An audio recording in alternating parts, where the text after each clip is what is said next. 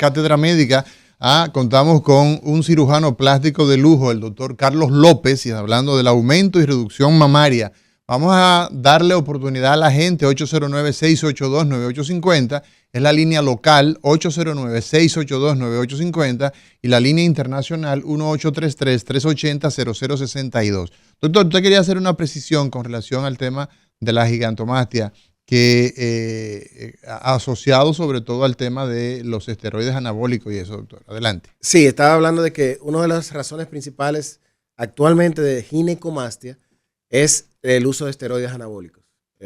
Aquella persona que va al gimnasio, se quiere aumentar masa muscular y está usando anabólicos, tiende a producir un aumento, una aromatización que se llama, que es que producen estrógenos y esto va a hacer que aumenten la glándula mamaria, aparte de los músculos. Y en ese caso, dejando de tomar eso, doctor, no revierte, hay que proceder a la cirugía.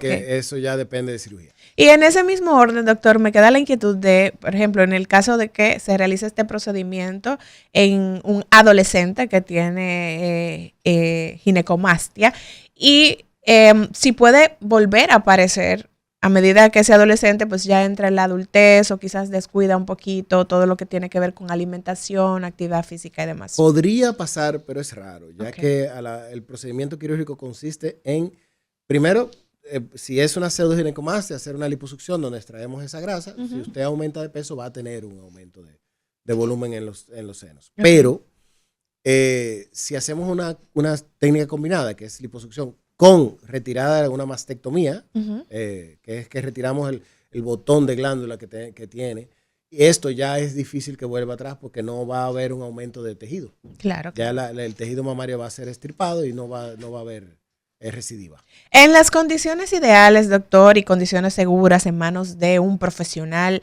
experto y capacitado, ¿qué tan riesgosa es la cirugía mamaria para el paciente que decide hacer este tipo de operación? Y sabe, el riesgo en una cirugía plástica en general es bajo. Okay. Si no fuese una cirugía tan común y no fuese una cirugía, si es, como bien dijiste, bien realizada, con una persona experta, en un lugar adecuado, en una persona sin problemas de salud. Los riesgos son muy bajos. El riesgo de complicaciones en una cirugía plástica es menos de un 2-3%, o sea, en sentido general, si englobamos todo. La cirugía mamaria es todavía aún más bajo si la llevamos bien conducida. Ahora bien, ¿cuáles son los problemas que podemos presentar en caso de que suceda? Bueno, hematomas, donde se produzca algún sangrado en el posquirúrgico inmediato, o tardío, que se ha visto también, problemas de infección, que tenemos que verlos, donde sí puede suceder esa contaminación del tejido, estamos trabajando en piel y cualquier herida puede contaminarse, o sea, eso es algo que no estamos libres de ello. Si llevamos las medidas adecuadas de asepsia, antisepsia, vamos a tener un éxito, pero en literatura tenemos nuestros casos. Problemas de asimetrías. Yo considero la cirugía mamaria una de las cirugías más difíciles en cuanto a obtención de resultados. ¿De verdad? Sí. A pesar de ser de las más comunes, de las más difíciles de tener unos buenos resultados. ¿Por qué? ¿Por qué? Exacto. Porque son dos. Exacto. Claro. Hay que hacer una y no importa que las dos sean bonitas, pero tienen que ser bonitas e iguales. Y simétricas. Exactamente. Entonces, yo puedo, es un tema bastante común el hecho de que tengamos cierto grado de asimetría, que es tolerable, inclusive porque el tórax de un lado es totalmente diferente al otro, la base mamaria es diferente a una de la otra, entonces muchas veces queremos, la inconformidad por la asimetría muchas veces es frecuente. Segundo, también es una cirugía que con el tiempo cambia mucho. Oh, sí. Podemos hacer una cirugía muy bien, en la sala de cirugía queda muy bonita, a la semana muy bonita, al mes perfecto.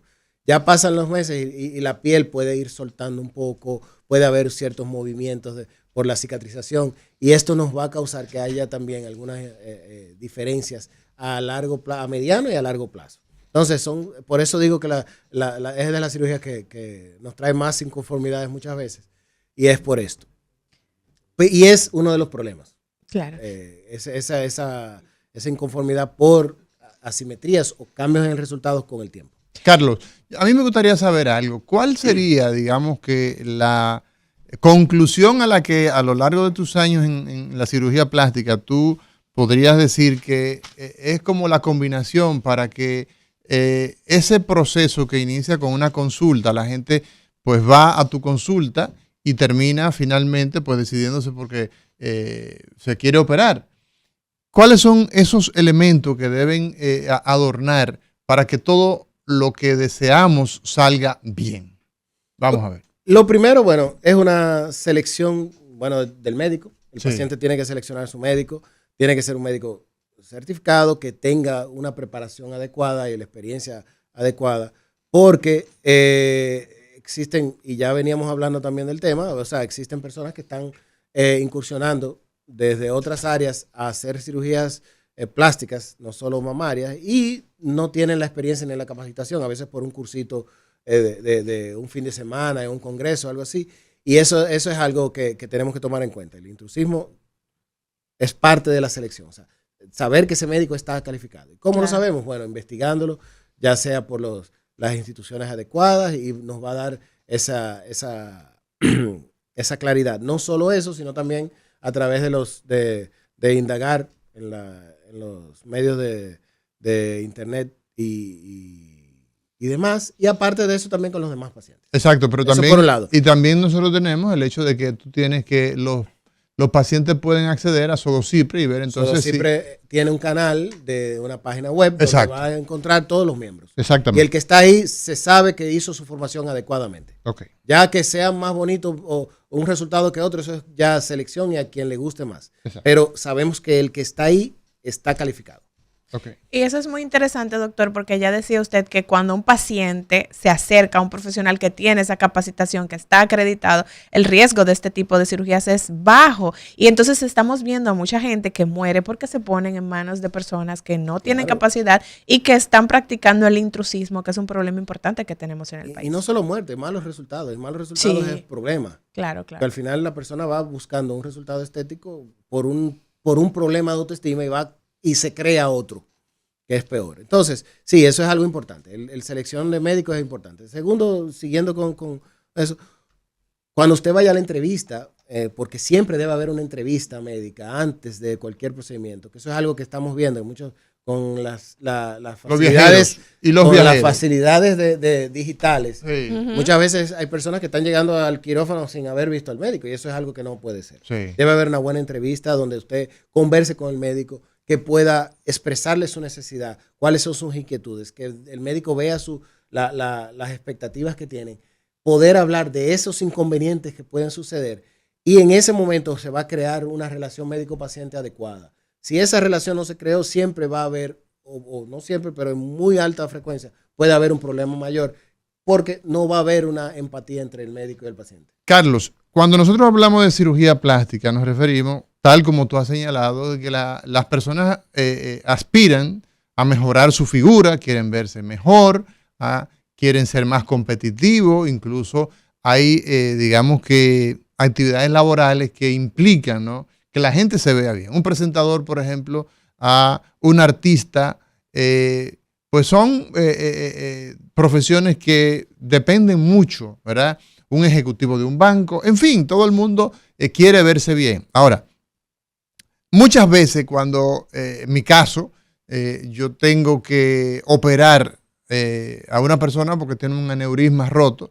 pues yo no me cuido mucho en el sentido de decir todo lo que puede salir mal porque es un caso de emergencia. Pero en el caso de los pacientes que llegan a tu consultorio o que te contactan, esa información de que procuro este resultado, podemos hacerlo, lo he hecho, estoy calificado, pero tenemos también la posibilidad de que las cosas salgan mal, eso se explica.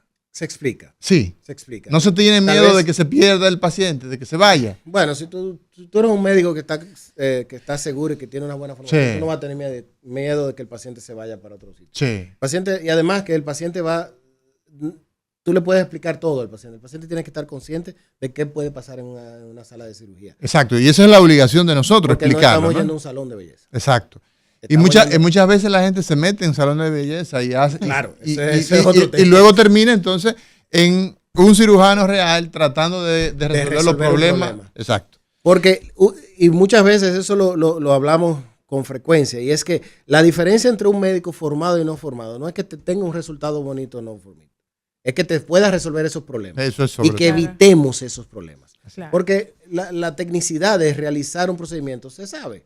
Eso se crea fácil. Lo que no se crea es la experiencia y la capacidad de resolver los problemas que puedan surgir. Así. Y eso es algo que tú lo vives a través de estudios, de preparación y de tiempo de formación. Doctor, hay algunos mitos alrededor de la cirugía mamaria. Hay quienes piensan que se pierde la sensibilidad, que una mujer una vez se hace un aumento mamario no puede amamantar. Vamos a aclarar estas dudas. Claro. La cirugía mamaria es totalmente compatible con la lactancia. Ok. O sea, no hay ninguna cirugía que impida la lactancia a menos que no sea una mastectomía. Porque Exacto. ya ahí estripamos las glándulas completas. Exacto. Pero la cirugía estética, que sería el aumento o la reducción, son totalmente compatibles con una lactancia. Tengo pacientes que lactan después de un aumento mamario. El silicón no interfiere en nada con la lactancia.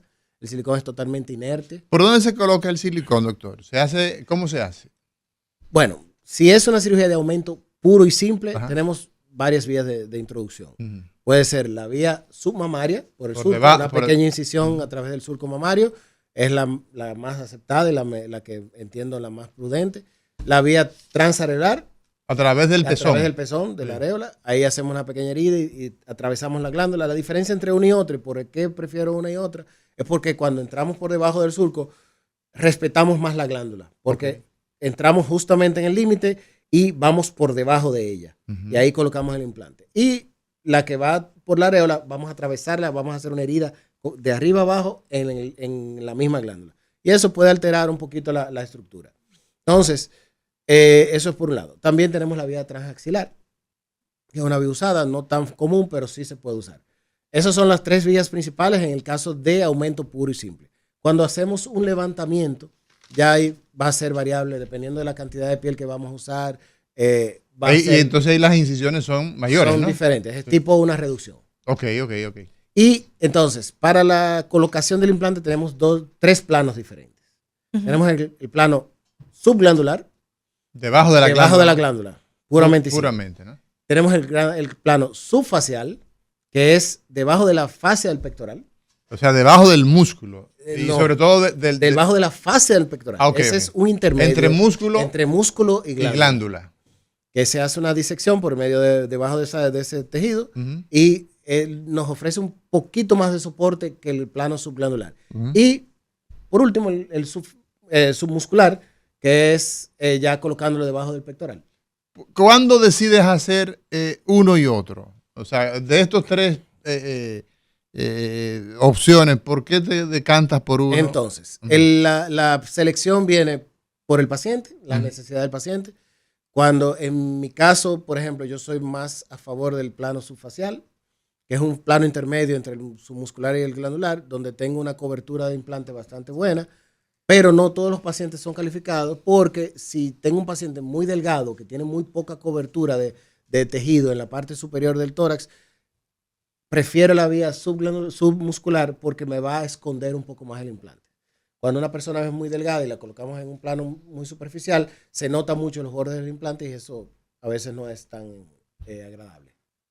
Doctor, ¿en cuáles casos llega una paciente o un paciente a su consultorio y quiere hacerse o un aumento mamario o una reducción mamaria y usted dice no, en este momento no podemos, hay que esperar? ¿Cuáles son esas condiciones de salud de base de ese paciente que pueden impedir que se le realice el procedimiento? Un paciente que esté descompensado de tipo de salud, ya sea hipertensión, diabetes, en sentido general, asma, cualquier problema de salud crónico que tengamos, es una condición. Pacientes que estén lactando, no deben someterse a cirugía. Hay que esperar un mínimo de 4 a 6 meses para poder realizar la cirugía, pero 4 o 6 meses no del embarazo. 4 o 6 meses de la lactancia. Okay. Porque puede hacer que usted tenga un embarazo y dure 6 meses, un año lactando. No se puede operar hasta que no te pase el periodo en que esa glándula volvió al estado de reposo. Uh-huh. Entonces, esa es la condición. Y también problemas de tipo psicológicos. Estado de salud mental que no esté adecuado, también podemos impedir la cirugía. Usted decía que es importante comunicarle, usted como un profesional de la cirugía plástica, a ese paciente cuáles son los riesgos, cuáles son las complicaciones que se pueden presentar. ¿Cuáles dudas debería expresar el paciente a ese profesional que le va a atender antes del procedimiento? O sea, preguntas claves que debería hacer un paciente a ese cirujano que le va a atender. Si usar o no implantes. Eso es una duda muy frecuente que debe aclararse, sí, porque sabemos, ya lo expresé anteriormente, el que usa implantes sabe que va a tener que hacer una cirugía posteriormente y eso es algo que tenemos que dejarlo claro. Porque, claro. Si es frecuente ya personas de cierta edad que ya quieren someterse a una cirugía de mama porque es el momento en que pueden hacerlo y llegan a mis consultorios, bueno, usamos implantes, aunque convenga usarlo, tendremos la posibilidad de cambiarlo más adelante, tanto por un problema personal o hasta económico. Eso es algo que tenemos que tener claro. Segundo, saber que pueden haber pequeñas asimetrías, que no son exactamente iguales. Saber que tenemos cicatrices y que las cicatrices son permanentes. La cicatriz nunca desaparece. Okay. La cicatriz es un tejido que se forma de neoformación en el área donde se perdió o se hizo una herida y eso va a permanecer por el resto de la vida. Que sea mejor o peor, ya eso lo vamos a trabajar con el tiempo. Y depende de la genética de la persona. Eso iba a preguntar. El hecho de que una persona tenga una cicatrización u otra cicatrización, ¿depende del cirujano o depende del tejido? Sí. Yo diría que un 70-30.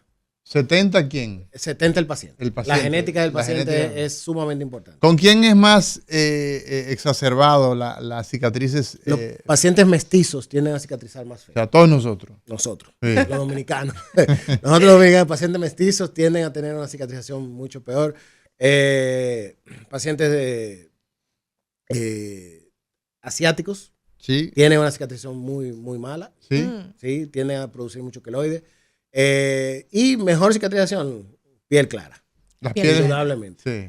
Eso es, el paciente de piel clara tiene una cicatrización fantástica. Y digo 70-30 porque la genética influye en ese 70%. Después viene el factor ambiental, y también el factor de problemas en la cicatrización, en la cirugía, llámese un paciente que se lastimó, un paciente que vino, hubo una pequeña lastimadura en la herida, eso va a implicar una peor cicatrización en esa zona. El cuidado que tenga el paciente. El cuidado que tenga el paciente es importante. Y ya la técnica quirúrgica.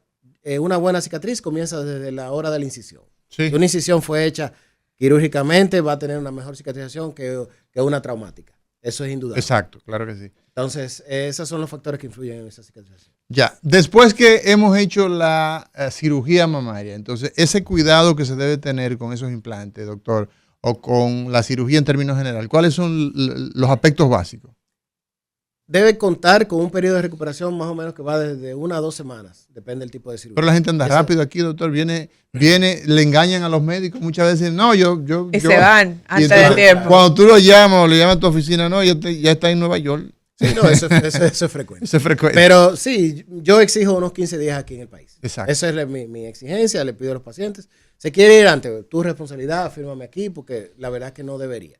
Okay. Yo entiendo que en ese periodo de 15 días tenemos como cubrir la mayor parte de los problemas que puedan suceder de manera inmediata y es el periodo adecuado. Entonces, ese periodo inicial, realmente la cirugía de mama es un poquito benévola en ese aspecto, no da tantos problemas de disfuncionalidad como otras cirugías que tú tienes que andar con cierto cuidado. Por ejemplo, la abdominoplastía. La abdominoplastía es totalmente eso, acostado el tiempo entero. El paciente limita mucho. Yo creo que es la cirugía que es más limitante. No, y mucha gente dice, ay, yo no me vuelvo a operar esto. Si yo sabía, porque produce mucho dolor, produce mucho trastorno. Pero es más la inmovilidad. Sí, pero después que se sanan, entonces... quieren hacerse un par más. Yo quiero retocarme. Señores, hemos llegado al final y el tiempo vuela con el doctor Carlos López. Qué bueno que hemos estado conversando en el día de hoy sobre la cirugía mamaria, el tema de las mamas grandes, las mamas pequeñas y cómo el cirujano plástico interviene. El doctor Carlos López, cirujano plástico.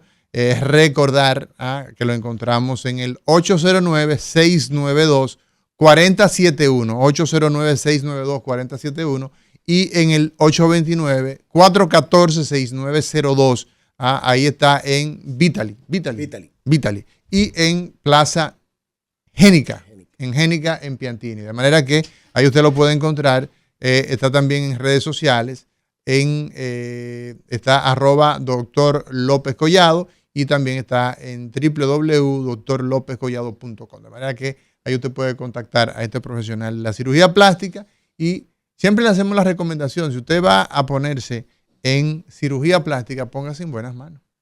Pague su dinero, que la gente por buscar economía pone la vida en riesgo. Bueno, al final lo barato sale caro y Así cuando es. usted hace una mala decisión. Yo recuerdo, una anécdota final, yo recuerdo cuando era muy joven que tenía la tendencia a comprar lo más barato y tenía que comprarlo 2 y 3 veces. Claro. Entonces al final aprendí a que las cosas se compran de buena calidad y se compran por una sola ocasión. Así es. Para una sola vez, para toda la vida.